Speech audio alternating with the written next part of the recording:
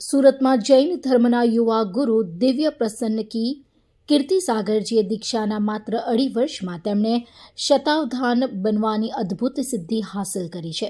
પ્રાચીન ભારતીય જૈન પરંપરામાં આ એક અનન્ય કૌશલ્ય છે, જેમાં વ્યક્તિ એકાગ્રતા અને સ્મરણ શક્તિ દ્વારા 100 જેટલી વસ્તુઓને યાદ કરી શકે છે. આ અનોખો પ્રયોગ 17/11/2024 રવિવારે સવારે 8:30 વાગે ભગવાન શ્રી મહાવીર યુનિવર્સિટી, ભરથાણા રોડ, વેસુ, સુરત ખાતે કરવામાં આવ્યો છે. મુનિશ્રી ભવ્ય કીર્તિસાગરના યુવા શિષ્ય મુનિશ્રી દિવ્ય પ્રસન્ન કીર્તિસાગરજી આ સિદ્ધિ જૈન સમાજ માટે ગૌરવની વાત છે.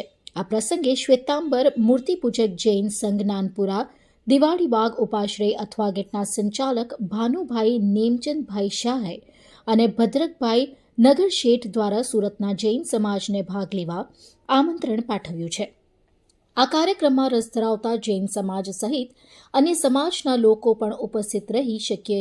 પ્રયોગ દ્વારા આપણે આત્મશક્તિના અદ્ભુત પાસાઓ જાણી શકીશું અને મુનિશ્રીની આધ્યાત્મિક સિદ્ધિનો સાક્ષાત્કાર કરી શકીશું.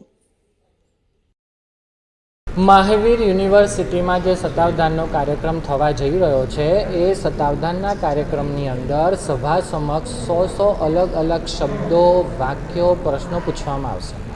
એ જ પ્રકારે એ જ એસેન્ડિંગ અને ડિસેન્ડિંગ ઓર્ડરમાં કંઈ સંભળાવવામાં આવે અને થર્ડ રાઉન્ડની અંદર રેન્ડમલી અને ફોર્થ રાઉન્ડની અંદર વર્લ્ડલી રેન્ડમલી જે પૂછવામાં આવે એ ચારેય પ્રકારનું પૂર્ણ થાય એને શતાવધાન કહેવામાં આવે છે.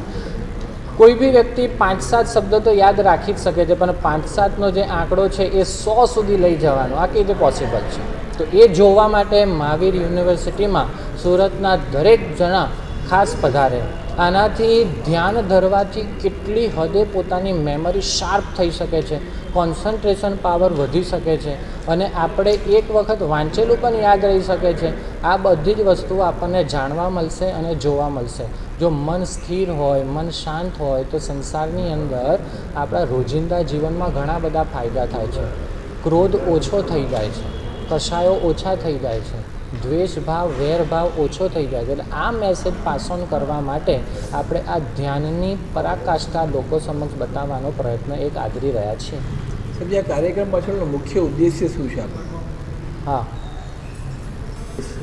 લોકો ધ્યાન તરફ આગળ વધે, રોજિંદા જીવનમાં ધ્યાનને એક ભાગ બનાવે અને એ ધ્યાન ધરવામાં ખાલી શરીરને સારું કરે એવું નહીં, પણ મનને સારું કરે.